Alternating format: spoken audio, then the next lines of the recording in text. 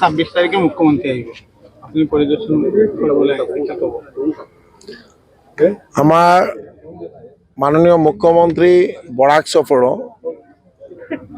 অহা 26 এপ্রিল বরাক উপত্যকাত 3টা জেলাত 3টা মিটিং কৰিব আৰু এইটো হাইলাকান্দি আয়নাখাল আমাৰ এই ময়দানত মাননীয় মুখ্যমন্ত্রী মহোদয় 11:30 বজাত ইয়াত উপস্থিত হ'ব আৰু ৰাইজৰ উদ্দেশ্যে ভাষণ প্ৰদান কৰিব। তার কারণে ব্যবস্থা দেখার কারণে আমার গোটেই ভারতীয় জনতা পার্টির সকলো কার্যকর্তা, জেলা সভাপতি, প্ৰাক্তন সভাপতি, সব কার্যকর্তা মানে মাঠটো পরিদর্শন কৰাত আহিছোঁ আৰু মাঠৰ যাতে ভাল মানে ব্যারিকেডিং সিস্টেম বা ব্যবস্থা যাতে ভালকে হয়, কারণ ইয়াত মিনিমাম 50,000-ৰ ওপৰত গেদারিং হ'ব। তার কারণে ভালকে আমার প্রোগ্রামটো যাতে সাকসেসফুল হয় তার কারণে ইয়াত পরিদর্শন কৰাত আহিছোঁ।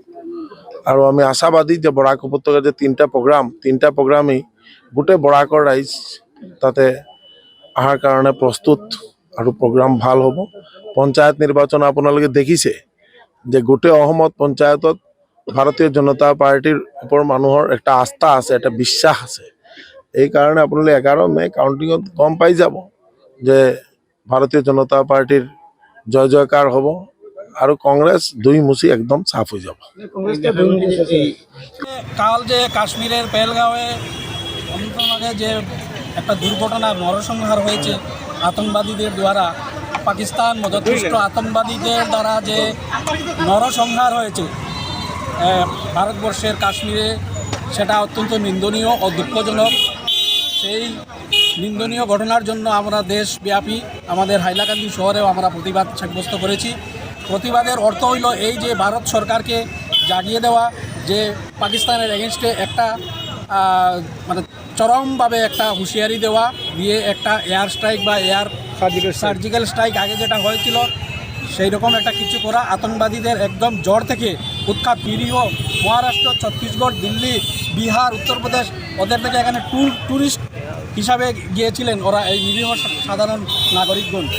তারা হঠাৎ করে আতঙ্কবাদীদের যারা শিকার হয়েছে সেটা অত্যন্ত নিন্দনীয়। এমন বর্বরোচিত হত্যাকাণ্ড আগে কখনো আমরা কাশ্মীরেও হয়েছে অনেক ঘটনা, কিন্তু এরকম হত্যাকাণ্ড দেখিনি।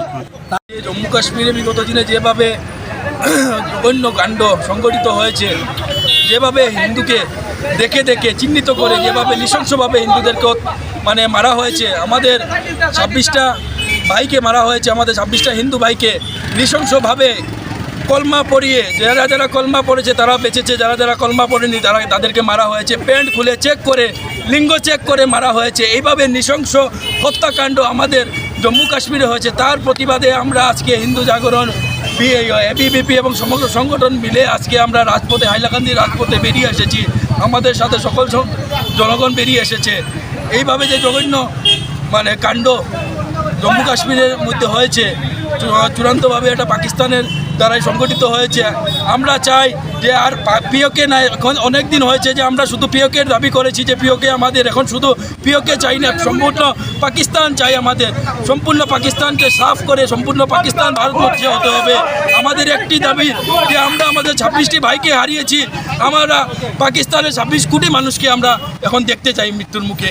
আমরা আপনাদের মাধ্যমে আমরা আমাদের প্রধানমন্ত্রীকে, আমরা সকল মানুষ, ভারতবর্ষের সকল হিন্দু সনাতন মানুষ আপনাদের সঙ্গে আছে, আপনার সঙ্গে আছে। আপনি যুদ্ধ ঘোষণা করুন, আমরা সমগ্রভাবে আপনার সাথে আছি। আমরা যদি যুদ্ধতে যেতে প্রস্তুত আছি, আমরা যদি দরকার পড়ে আমরা সকল হিন্দু সনাতনী মানুষ আমরা আগামী দিনে যুদ্ধ যেতে আমরা প্রস্তুত আছি। আমরা বসে বসে আর আমরা সহ্য করতে পারবো না যেভাবে আমাদের ভাই বোনদেরকে হত্যা করা হচ্ছে নির্মমভাবে, সেটা আমরা ভারতবর্ষের মাটিতে থেকে আমরা এটা সহ্য করতে পারবো না। যদি ভারতবর্ষের মধ্যে হিন্দু সুরক্ষিত না থাকে তাহলে কোথায় সুরক্ষিত থাকবে? অনেক হয়েছে সহ্য করা, আর সহ্য হবে না। এখন শুধু প্রতিবাদ না, প্রতিবাদ অনেক হয়েছে, এখন শুধু প্রতিশোধের অপেক্ষায় আমরা আছি। আমরা আশাবাদী যে আগামী দিনে আমরা দেখতে পারবো যে পাকিস্তানের কি অবস্থা হয়। আমাদের নরেন্দ্র মোদীর উপর সেই আস্থা আছে যে আমরা যেভাবে সার্জিক্যাল স্ট্রাইক দেখেছি, ঠিক ততরূপ আমরা আগামী দিনে আমরা ভারতবর্ষে দেখতে পারবো যে পাকিস্তানের কী দুরবস্থা হয়েছে, অতি সত্বর আমরা দেখতে পারবো। তা সত্ত্বেও আমরা সকল সনাতনী মানুষ আমরা ভারতবর্ষের প্রধানমন্ত্রীর সঙ্গে আছি, সেটার জন্য আমরা আজকে রাজপথে আমরা বেরিয়ে এসেছি। এটাই আমরা বার্তা দিতে চাই আমাদের দেশের প্রধানমন্ত্রীকে। ধন্যবাদ।